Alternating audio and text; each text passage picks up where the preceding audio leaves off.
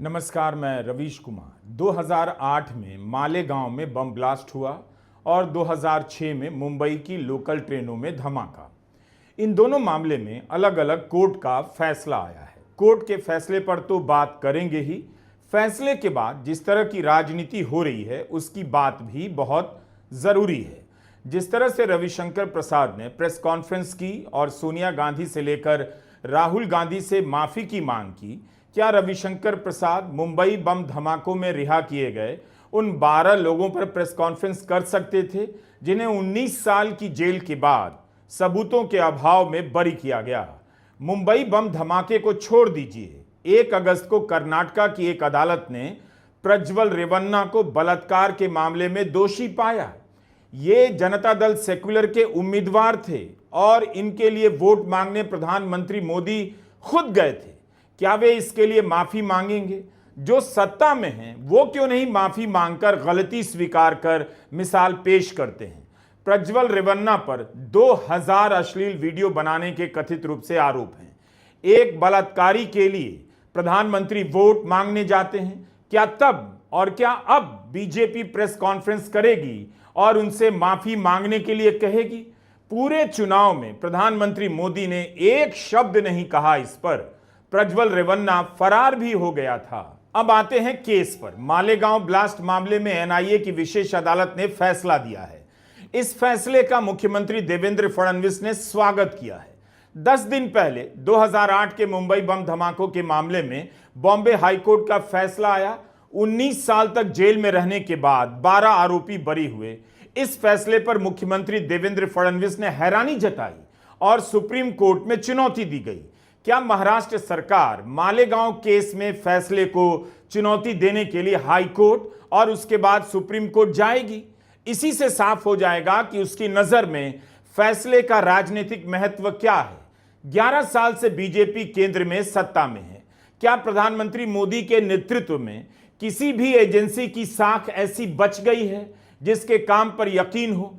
ED से लेकर राज्यपाल की भूमिका के बारे में आप सुप्रीम कोर्ट की टिप्पणियां और फैसला ही उठाकर देख लीजिए, पता चल जाएगा।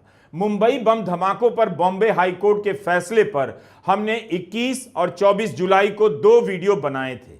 हम इसका भी लिंक इस वीडियो के डिस्क्रिप्शन में दे देंगे। पहले देखते हैं कि कैसे खबर छपती है और इन खबरों के जरिए आपको क्या बताया जाता है। यह इंडियन एक्सप्रेस की हेडलाइन है, संदेह बहुत गहरे हैं मगर कोई सबूत नहीं। प्रमाण नहीं होने के कारण कोर्ट के सामने मालेगांव बम धमाकों के आरोपियों को बरी करना ही था, लेकिन कोर्ट ने यह भी कहा कि संदेह बहुत गहरे हैं।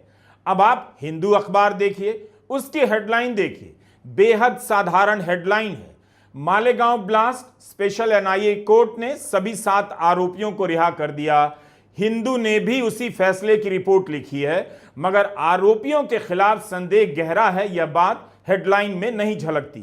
इसी के साथ अब आप हिंदी के 2 बड़े अखबारों का पहला पन्ना देखिए। भास्कर और अमर उजाला की हेडलाइन अलग ही भाषा बोल रही है।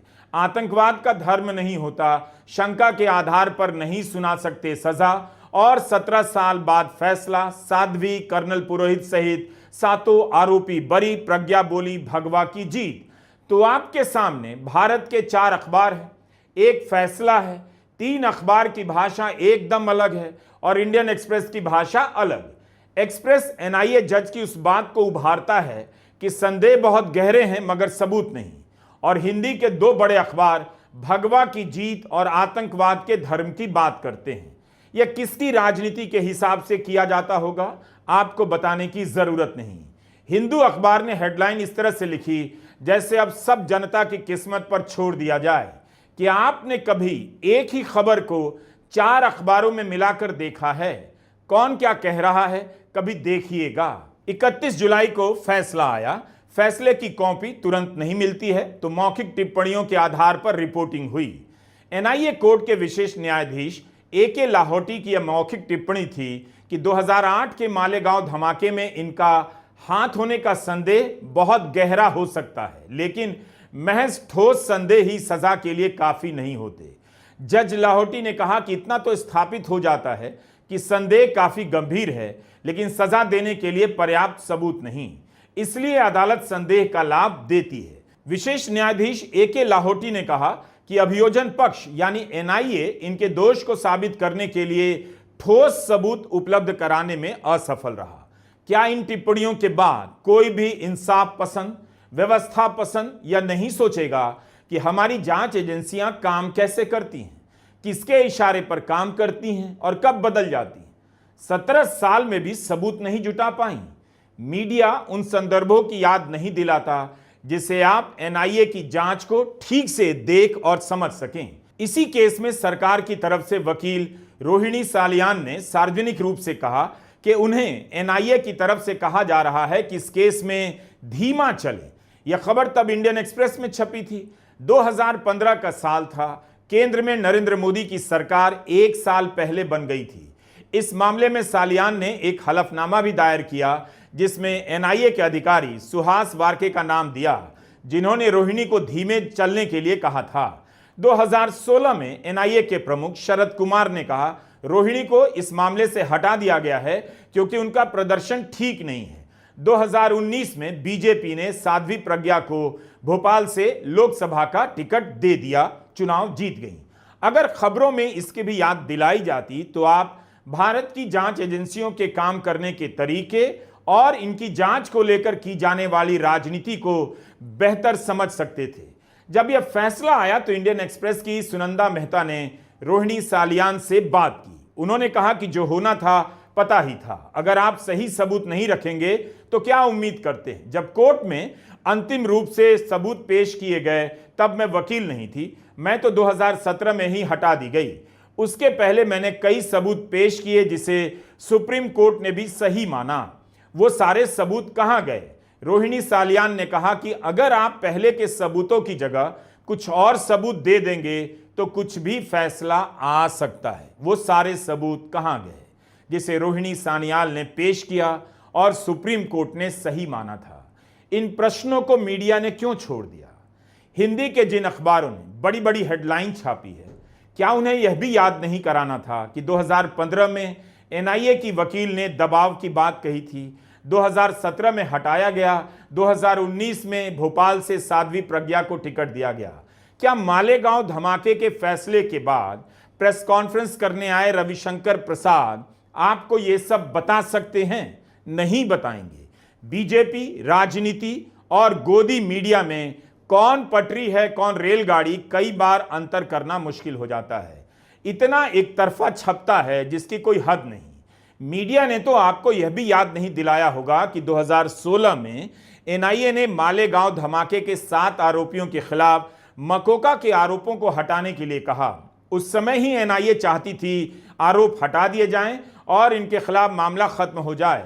कोर्ट ने मकोका तो हटा दिया लेकिन साध्वी प्रज्ञा से लेकर बाकी 6 आरोपियों के दोष मुक्त करने से इनकार कर दिया और कहा कि इन्हें आरोपों का सामना करना होगा।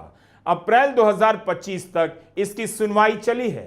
323 गवाहों की जांच हुई जिनमें से 34 गवाह पलट गए।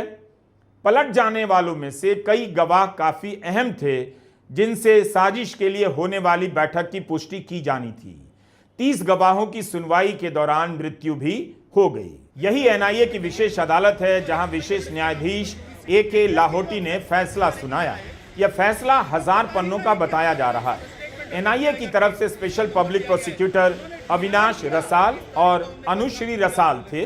साध्वी प्रज्ञा, सेना के इंटेलिजेंस के अफसर सेवानिवृत्त लेफ्टिनेंट कर्नल प्रसाद पुरोहित, सेवानिवृत्त मेजर रमेश उपाध्याय, अजय राहिरकर, समीर कुलकर्णी, सुधाकर चतुर्वेदी और सुधाकर धर द्विवेदी आरोपी थे जिन्हें एनआईए की विशेष अदालत ने सबूतों के अभाव में बरी कर दिया। हम फिर से बता दें, 2008 में धमाके के 4 महीने बाद ही एटीएस ने चार्जशीट फाइल कर दी। 2011 में यह केस एनआईए को सौंप दिया गया। 2016 में एनआईए ने एक पूरक चार्जशीट दायर की। इसी में कहा कि प्रज्ञा ठाकुर समेत कुछ अन्य लोगों के खिलाफ मामला चलाने के लिए पर्याप्त सबूत नहीं है। तब स्पेशल कोर्ट ने कहा कि इन पर लगे आरोप बने रहेंगे और सुनवाई होगी। 1 साल बाद प्रज्ञा को बेल मिली लेकिन बाकी को नहीं। एनआईए की चार्जशीट के 1.5 साल के भीतर सबको जमानत मिल जाती है। 2018 दिसंबर में इस मामले में ट्रायल शुरू होती है। अप्रैल 2025 में पूरी होती है। 31 जुलाई को फैसला आता है। 2008 में मालेगांव में धमाका होता है, 6 लोग मारे जाते हैं, 95 घायल होते हैं। 2006 में मुंबई के